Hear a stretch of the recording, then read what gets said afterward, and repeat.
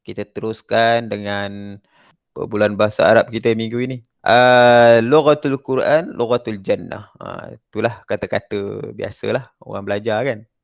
Bahasa bahasa Al-Quran itu ialah bahasa Quran, bahasa syurga. Ila aina tazhabu. Ila aina tazhabu, nak pergi mana? Macam tu. Ana azhabu ilal masjid. Ilal masjid. Saya nak pergi masjid. Ataupun ana azhabu ilad dukan. Ilad dukan. Ilad lah. Jadi ilad sebab tu dal ada sabdu. Ilad dukan. Saya nak ke kedai. Saya nak pergi kedai. Azhabu tu apa tu? Azhabu tu maksudnya saya pergi. Awak nak ke mana? Tu ringkas lah tu. Awak nak pergi mana sebenarnya? Awak nak pergi mana? Jawapannya ana azhabu ila masjid. Saya nak pergi masjid. Macam tu. Saya nak pergi masjid. Ana azhabu ila dukan. Saya nak pergi restoran. Ana azhabu ilal mat'am. Saya nak pergi kedai contohnya. Ya. Saya hendak ke sekolah. Saya hendak pergi sekolah. Ana azhabu ilal madrasah. Saya nak pergi sekolah. Itu ringkas-ringkas sahaja. Tapi takkan kita baca macam tu. Orang tanya kita nak pergi mana? Kedai macam tu je. Pin Zahib. Dia kata. Pin Zahib. Awak nak ke mana? Ana zahib ila dukan. Saya nak ke kedai. Kita pun tak cakap pun kedai. Masjid. Macam tu lah. Dukan, kedai. Maksudnya saya nak ke kedai lah tu. Ringkas. Tapi ini bahasa yang bahasa persuratan lah. Pergi macam mana? Pergi macam mana? Kaifa tazhabu? Kamu pergi macam mana? Ana zahib masyan. Saya pergi berjalan kaki. Ana zahib ila dukan bil hafilah. Dengan bas. Pergi kedai, pergi naik bas. Boleh juga. Ana zahib ilal masjid bis sayyarah. Saya pergi masjid naik kereta. Boleh juga. Itulah dia perbualan bahasa Arab kita pada malam ini. Yang seterusnya kita masuklah pula sesi kita nak jawab soalan ni. Assalamualaikum Ustaz. Pada rukun sembahyang surah Al-Fatihah wajib dibaca pada setiap rakaat. Okey. Apakah secara abdah membaca surah Al-Fatihah itu? Okey. Apakah tidak sah solat itu jika dibaca sekadar dalam hati? Okey. Baiklah. Tuan-tuan puan-puan yang dirahmati Allah sekaliannya, kita semua tahu bahawasanya di dalam solah itu ada berapa rukun? Ada 3 rukun kan? Rukun qauli, rukun qalbi, rukun fi'li. Rukun qalbi, rukun yang dicakap dengan hati. Rukun yang diingat dalam hati. Ataupun perbuatan hati. Bila sebut perbuatan hati, dia tidak apa? Tidak berbunyi, tidak berhuruf, tidak berlapas. Itulah namanya perbuatan hati. Ada bunyi tak? Tak ada bunyi. Tak ada suara kan? Itu namanya rukun qalbi. Yang kedua pula apa? Kita ulang ulas balik. Apa dia? Rukun qauli. Qauli ni apa? Bahasa Arab panggil rukun yang kena cakap. Macam tu cakap senang. Bagi mudah faham, rukun yang kena cakap. Ataupun rukun yang kena sebut dengan lidah. Ataupun rukun yang berbunyi, berhuruf, bersuara. Macam itu. Lepas tu ada orang soal pula. Kalau orang tu bisu, jangan ceritalah dia bisu kan. Pasal apa nak timbul soalan tu kan. Tak adalah dia terhukum dengan rukun qauli. Dia berbuatlah solat itu mengikut kadar yang mampu pada dia. Makna kata, rukun qauli ini rukun yang kena dengar dek telinga dan kena lapas oleh lidah. Telinga siapa? Telinga kita sekurang-kurangnya. Kalau kena telinga kawan dengar, maka makruhlah hukumnya kerana kita baca itu mengganggu pula pada kekhusyukan kita punya sahabat kita. Cukup sekadar telinga kita dengar. Kan? Dia macam bisik tak bisik, tapi telinga kita dengar sudahlah. Kalau yang membaca tu pekak, lepas tu dia baca kuat. Dia baca kuat sampai dia nak telinga dia juga dengar. Tapi dia kena faham lah. Cukuplah pada agaknya telinga dia sudah dengar lah. Kalau dia cakap kuat-kuat, nanti mengganggu makmum yang lain. Termasuklah dengan Al-Fatihah. Makanya, kalaulah Al-Fatihah itu dibaca di dalam hati, sah atau tidak? Tidaklah sah. Jadi, bacalah Al-Fatihah itu sekadar telinga yang membaca itu dengar sudah memadai. Tapi kalau sampai mengganggu pada kawan lain, makmum yang lain, maka jadilah dia makruh pada bacaan tersebut. Pada dirinya itu makruh. Ya? Kerana mengganggu makmum yang lain. Sebabnya Fatihah itu adalah termasuk dalam rukun qauli, bukan rukun qalbi. Ini kena cakap kepada kawan-kawan kita. Kena cakap kepada anak-anak cucu kita. Macam mana kau baca Fatihah? Jangankan Al-Fatihah, bagi salam serupa juga. Lagi apa? Ha? Rukun qauli ada berapa? Kan? Lepas tu takbiratul ihram. Fatihah. Perbuatan semua orang tahu dah perbuatan ni, kan? Tahiyat, ya. Wajib kena baca dengan telinga kita dengar. Kalau kita cakap bagi salam, perbuatan saja, salam bunyinya tak ada, tak sah lah sembahyang kita. Salawat Nabi. Jadi perkara-perkara tersebut mestilah diberikan penumpuan. Baca tahiyatul. Tak boleh macam itu. Telinga sendiri kena dengar. Kan? Yang selalu orang baca takbiratul ihram okey kuat. Kadang-kadang Al-Fatihah dibaca dalam hati, maka tidak boleh begitu ataupun solatnya tidak sah, ya. Itulah dia. Ni bukan soal apa orang kata, bukan soal afdal tak afdal kan. Ini soal wajib baca. Itu keutamaan yang kena diberi perhatian oleh kebanyakan orang. Inilah satu kekeliruan, inilah satu kekurangan daripada kita, ya, untuk menasihatkan kawan-kawan kita. Kita tahu yang kita ni kurang ilmu, tapi mana yang kita tahu, kita cakap kat kawan kita supaya dia tidak lakukan kesilapan tersebut berulang kali. Dan sekaligus memberi pesanan kepada diri kita. Inilah yang lebih terutama, inilah yang lebih baik. Apatah lagi dalam hal-hal yang wajib. Seperti, tadi aku dengar kau semayang tadi, minta maaf lah. Aku tak baca Fatihah kuat lah. Alah, kau boleh beri korang aku. Tak apalah, dah cakap macam itu, kan? Tapi kita cakap kat dia, Fatihah ni kena baca kuat sikit lah, supaya telinga diri sendiri dengar.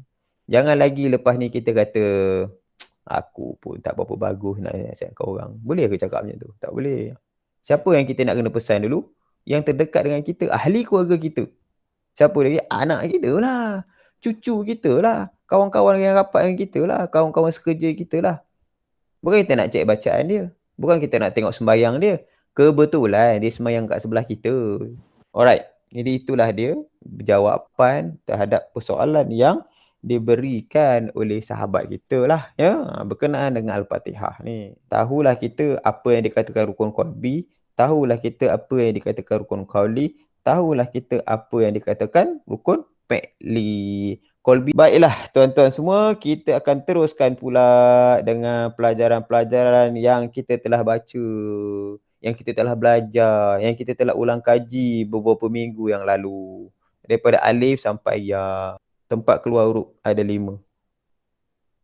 Rongga, lidah. Yang ketiga, bibir. Yang keempat, hidung. Yang kelima, kerongkong. Rongga, huruf mat, alif waw ya. Segala bunyi yang panjang. Ayu. Itu huruf mat. Senang. Bibir ada 4 huruf. Ba, waw, mim, fa. Ba, waw, mim, fa. 4. Lepas tu, hidung, segala bunyi gunnah. Segala bunyi dengung. Bunyi dengung kat hidung. Jadi yang 4, 3 ni senang, sangat senang nak ingat. Yang masalahnya ialah lidah dan juga ialah kerongkong. Kerongkong huruf izhar. Kerongkong huruf izhar. Ni yang kelima ni. Lidah. Tapi nak ingat satu-satu ni payah kan? Betul tak? Makanya kita terus dia pergi alif ba ta sampai ya. Tuan-tuan pun dah tahu macam mana yang kita sebutkan tadi. Alif ba ta jim ha kha dal zal ra zai sin shin sad dad ta dha ain ghain fa qaf kaf lam mim nun waw ha ya. Bukan ya, bukan ya dia. Ya. Ha, ni ya, macam tu je. Ba, bukan ba. Ta, bukan begitu. Ba. Macam tu je, ba. Ba, ta. Lidah kena sini. Tuan-tuan tahu dah ni nak pergi kat mana. Ni pergi mana, ni pergi mana, ni pergi mana, ni pergi mana. Ingat yang itu je. Pergi mana. Kena kat mana, pergi mana. Lama-lama tuan-tuan boleh sebut insya-Allah. Okey, siapa nak cuba? Bismillahirrahmanirrahim. Mm-mm. Alif, Hmm. ba, Jangan ta, ba, jangan ba, ba. Macam tu je, ba. Ba. ba, Ha, ba, ha. ta, Ingat tau, ingat. sa. Tunggu jap. Ingat. Sendiri kena tahu pergi kat mana lidah. Pergi sini. Ha. Dah, lidah kena keluarkan. Jim. Kemana pergi mana tu saya dah ceritakan lalu. Nanti ulang kaji buat sekali lagi macam itu. Ulang balik daripada alif. Ha. Alif, Hmm. ba, Hmm. ta, sa, Hmm. jim, Hmm. ha, Hmm. kho, Hmm. dal, Dal sini ha. Dal. dal, Ha. dal, Ya, okey lagi. zal, Ha, kena keluarkan sikit. Zal. zal, Ha, lagi. ro, Hmm. zai, Zai. zai, Hmm. sin, Hmm. shim, Ah, bukan shim. Shin. sin, Ah, Syin. Shin. sin, Ah, bila kita matikan je shin tu kan, lidah ni kena dekat langit-langit tengah. Langit-langit shin. Lekat kat sin, situ. Ah, okey lagi. shim, Ha? Sin. sin, Mula-mula sin, sin, mula-mula sin, lepas tu sin, shin. sin, shin, Ah, okey. sod, Sod. Ujung mati kat sini. Sod. sod, Sod. Ah, betul. dot, Tepi lidah. Dod. Naik geraham atas. Naik geraham atas. Dod. dot, Dod. dod, Ah. to, Hmm. zo, Zo kena keluarkan. Zo. Zo. Sikit ujung. Zo. zo, Ah. ain, Hmm. ghain, Ghoin. ghain, Bukan rain. Tamu. Ghoin. ghain, Ah, ghoin. Okey. ghain, Okey. fa, Hmm. kaf, Qaf. qaf, Hmm. kaf, Hmm. Kaf. Okey. lam, Hmm. mim, Hmm. nun, Hmm. waw, Hmm. ha, Ha. ha, Hmm. ya. Okey, ya. Alright. Terima kasih. Ingatlah bahawasanya yang paling penting sekali ialah janganlah kita tersalah lagi apabila kita menyebut semua huruf-huruf Al-Quran ini. Kerana jikalau ia salah, makanya akan mengubah makna Al-Quran atau mengubah makna perkataan-perkataan di dalam Al-Quran. Ya? Maka itulah yang kita tidak mahu dia lakukan. Yang kita tak mahu kita lakukan di dalam pembacaan Al-Quran kita. Berkenaan dengan solawat. Ya, ini sedikit apa orang kata selang-seli kita lah. Ya, di dalam sesi kita punya pengajian kita. Ya, apa dia tu? Solawat Tibbil Qulub yang dinamakan ialah selawat tibbil qulub ya. Selalulah orang sebut soalan apa ni, selawat tibbil qulub kan. Apa benda selawat tibbil qulub kan? Sebab Arabnya biasalah. Arab kita sebut tibbil qulub kan, Melayunya apa kan. Ada juga yang mengatakan ini adalah selawat syifa kan, selawat penyembuhan ya. Bagaimanakah selawat ini datang tuan-tuan semua? Sudah tentunya daripada kebanyakannya adalah daripada orang-orang soleh ya, ataupun para ulama ya, ataupun orang-orang yang dekat kepada Allah Subhanahu Wa Taala yang telah menghasilkan selawat yang sebeginilah ya. Ada dalam satu kata-kata yang saya fahamlah ya, bahawa salawat itu boleh ya, asal saja ianya itu adalah untuk memuliakan junjungan besar Nabi Muhammad sallallahu alaihi wasallam.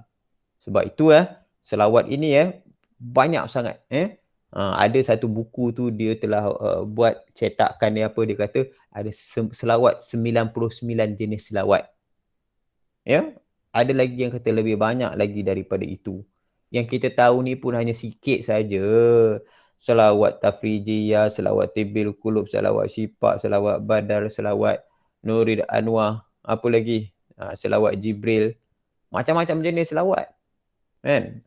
Jadi penghasilan selawat ini ya adalah daripada ilham orang-orang soleh, para ulama ya yang mencintai Rasulullah sallallahu alaihi wasallam, maka dia pun menghasilkan satu selawat sampailah ia itu diamalkan pula oleh guru-guru murid-muridnya ataupun orang-orang lain. Ya. Tuan-tuan janganlah risaulah pasal fadilat. Janganlah risau pasal apa kita nak dapat. Kalau cerita apa kita nak dapat ni, tak payah ceritalah. Kalau saya nak cakap tak payah ceritalah. Sebab kata apa?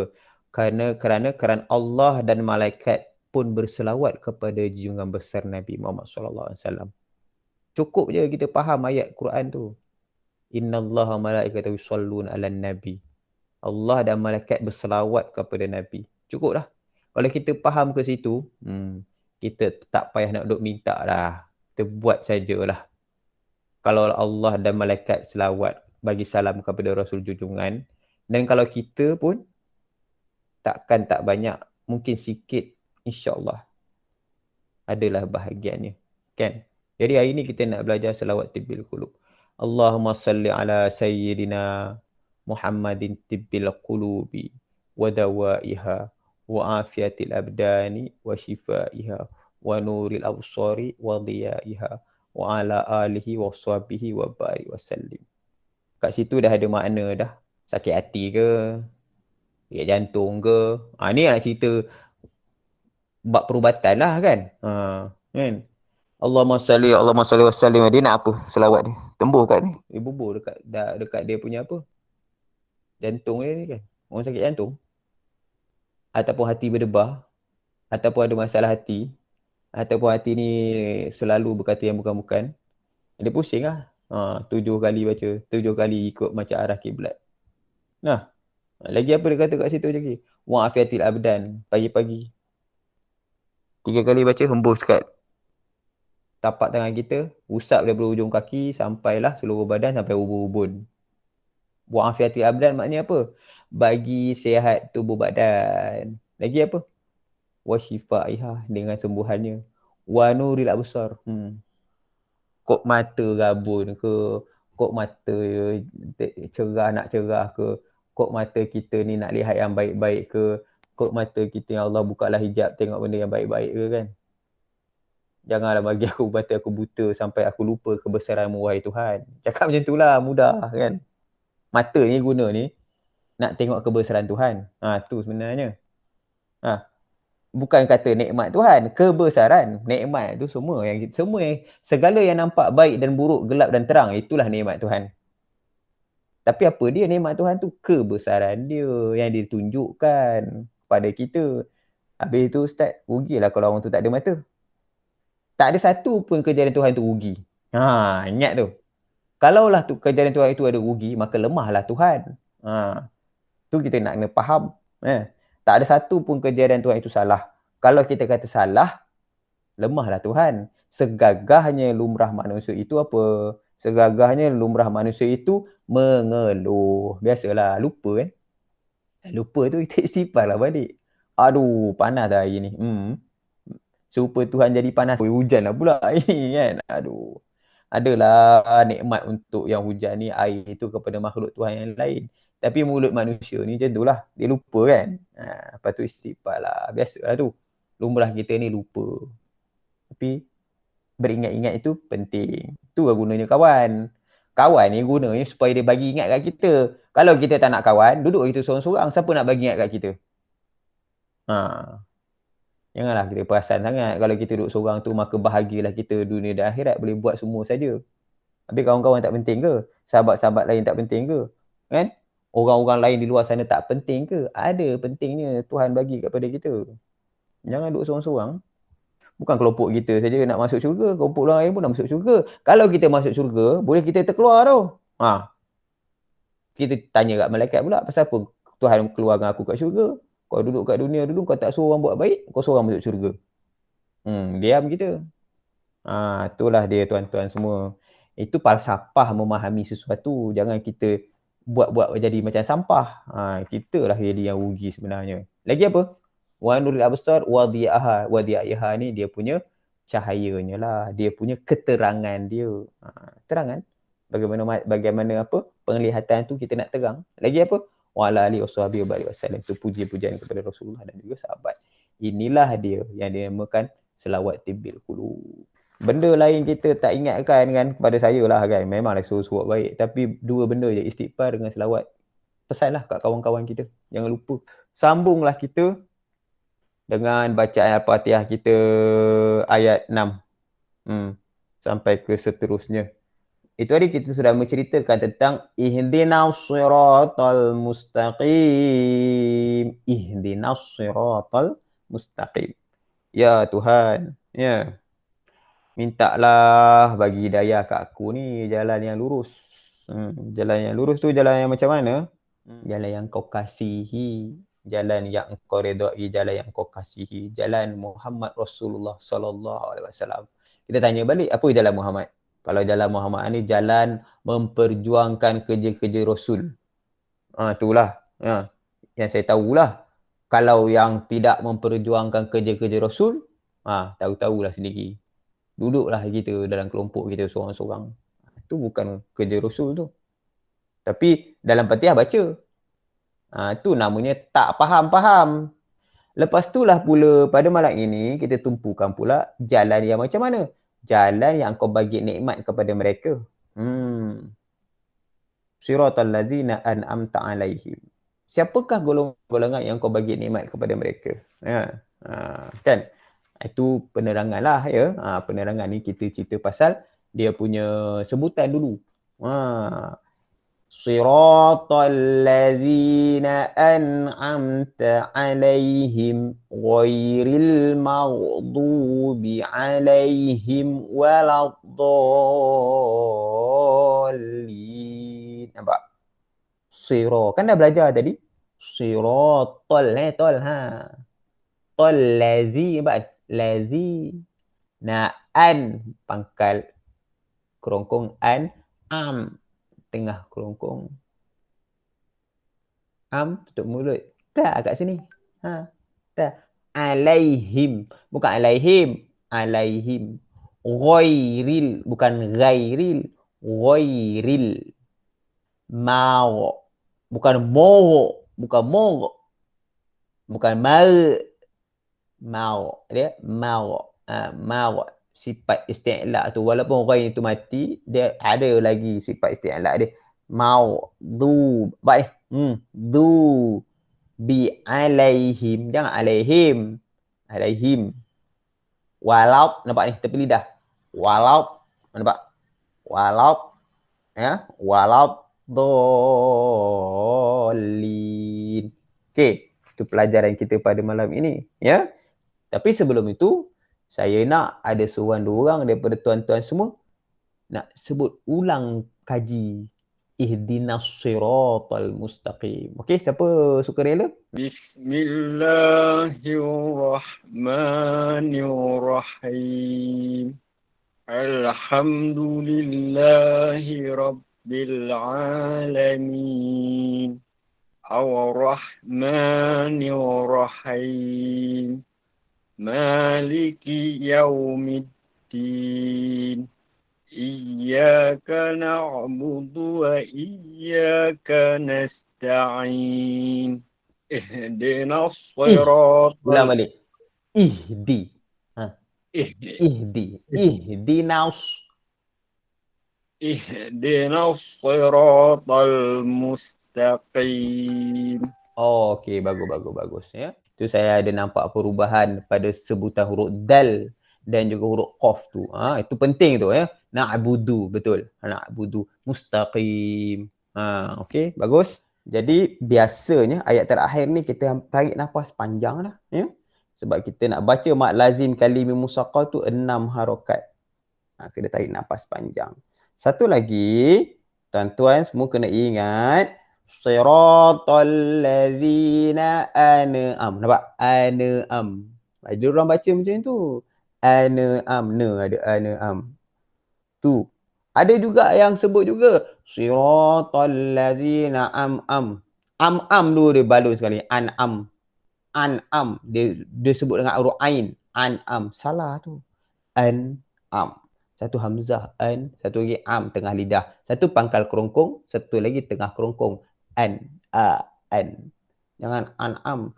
Lagi satu yang saya sebut tadi an'am. Jangan sebut ya. Dan kalau boleh jangan berhenti kedua-duanya. Suratal ladzina an'amta alaihim wa ghairil alaihim waladdallin, tak boleh macam itu. Tak boleh dua-dua begitu. Ya. Satu saja. Siratal ladzina an'amta alaihim ghairil. Itu dia. Ya. Kena ingat ya.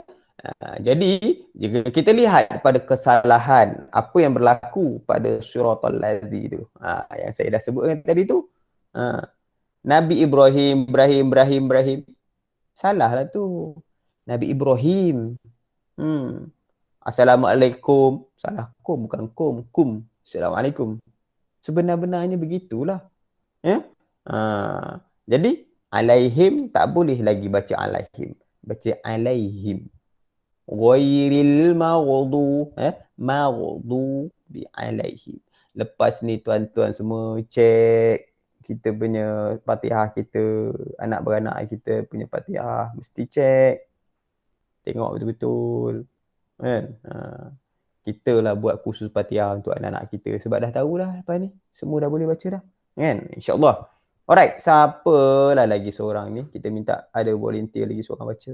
صراط الذين أنعمت عليهم غير المغضوب عليهم ولا الضالين.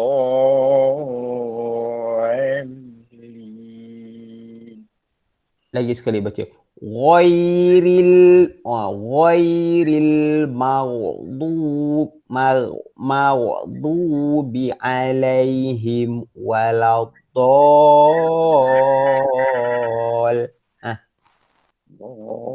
Baulid. Ambil daripada ghairil. Ghairil maghdubi alaihim waladdallin.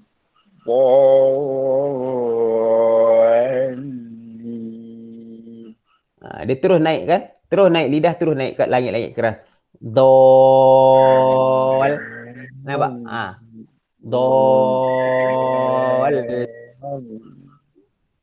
Okey, ya. Lagi satu, tuan-tuan semua ya. Macam ni kita nak sebut mau. Nampak tu? Mulut kita ni. Mau. Itu kita nak sebut huruf ghain yang mati tu. Maghdubi. Bukan maghdu. Sekadarnya tidak boleh ya. Maghdubi tidak boleh sekadarnya. Maghdubi. Itu yang patutnya ya.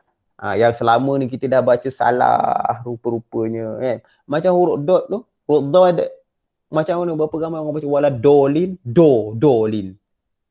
Kita pun tak tahu dia sebut apa. Wala dolin tu 6 harakat tak boleh kurang daripada 6. Apalah ustaz, tak boleh kurang. Saya nafas pendek. Bukan berubah makna pun.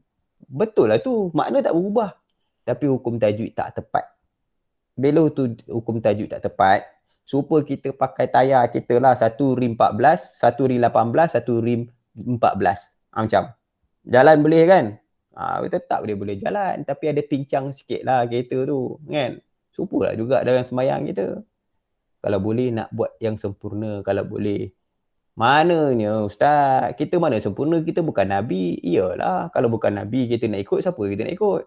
Buatlah macam yang sempurna yang kita boleh buat. Itulah dia. Kan? Berkenaan dengan penerangan tentang ayat yang terakhir ini. Syiratal lazi tu. Jalan. An'amta yang engkau bagi nikmat, ya, an'amta bagi nikmat, alaihi kepada mereka, ghairil maghdu bukan pula, ya, jalan yang engkau marah, dan juga bukanlah pula jalan yang engkau sesat. Pertama kita nak tahu siapakah golongan-golongan yang mendapat nikmat tersebut, kan? Sebab itulah dalam terjemahannya dalam kitab Tafsir Nurul Ihsan dia kata apa? Iaitu jalan segala mereka yang engkau telah bagi nikmat akan 4 golongan. Iaitulah mereka itu golongan anbiya dan juga siddiqin. Dan syuhada. Dan solihin. Siapakah mereka itu? Iaitulah mereka itu syuhada. Iaitu siapakah itu solihin itu? Jadi kat sini yang kita kena tahu siapa golongan syuhada, siapa golongan siddiqin, siapa golongan solihin itu. Iaitu orang yang jadikan nabi, orang yang jadi nabi dan siddiqin itu segala orang yang benar zahir dan batin. Siddiqin, benar zahir dan batin. Orang itulah yang mendapat nikmat. Digolongkan mereka itu dalam golongan siddiqin. Benar batinnya, benar zahirnya. Ni serupa orang cakap tak serupa bikinnya orang lah. Tu. Dia orang yang serupa bikin. Itu orang siddiqin. Batin dan zahir sama jalannya. Kemudian pada Allah dan pada manusia. Kemudian syuhada iaitu mereka yang mati memerangi orang kafir ataupun mereka yang berjuang mati pula di dalam perjuangan fisabilillah kerana meninggikan agama Islam. Dan juga iaitu golongan yang solehin, iaitu mereka yang tiada tinggal taat mereka itu kepada Tuhan. Dan tidaklah mereka itu melakukan kerja-kerja maksiat. Itulah di jalan yang kita minta ditunjukkan oleh Allah kepada kita. Kita nak jadi, kalau boleh lah kan. Sebab manusia ni dia tanya kita balik, engkau minta ke Tuhan bagi nikmat, minta Tuhan bagi nikmat. Dia bagi nikmat tu macam siapa? Dia dah tahu, tapi dia tanya kita balik. Bukan nak uji, tapi lebih kurang macam tu lah kan. Tapi sekurang-kurangnya tuan-tuan ada lah jawapannya kan.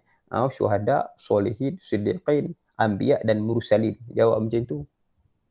Dia dah dengar jawapan kan. Dia tanya dia balik, engkau tahu ke siddiqin tu siapa? Biar dia dengar dia jawab pula macam mana. Kan?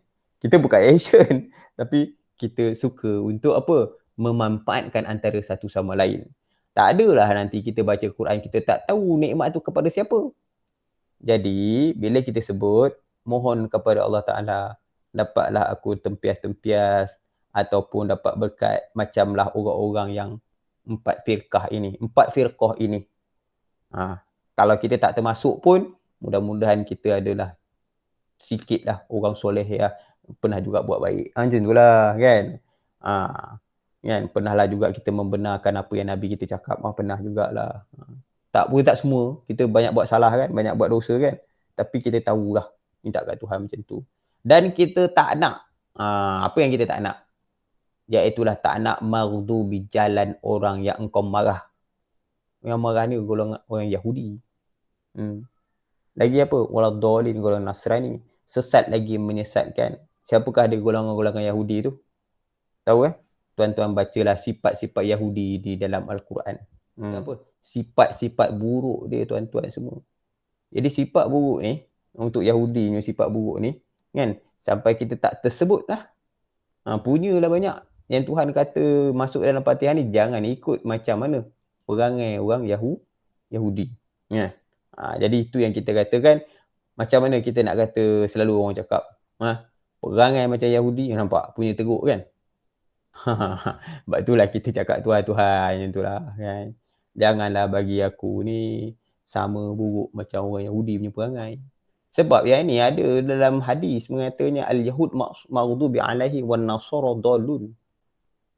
Nabi kata di dalam hadis, Yahudi tu orang kena marah tu. Tuhan marah kat dia. Dan orang yang sesat ni orang Nasara. Sesat. Kan? Pada Nabi Musa ada apa Trinity tentang Tuhan tu ada 3 lah kan. Lepas tu Nabi Musa ni apa disalibkan lah kan. Mudah-dah dia sesat.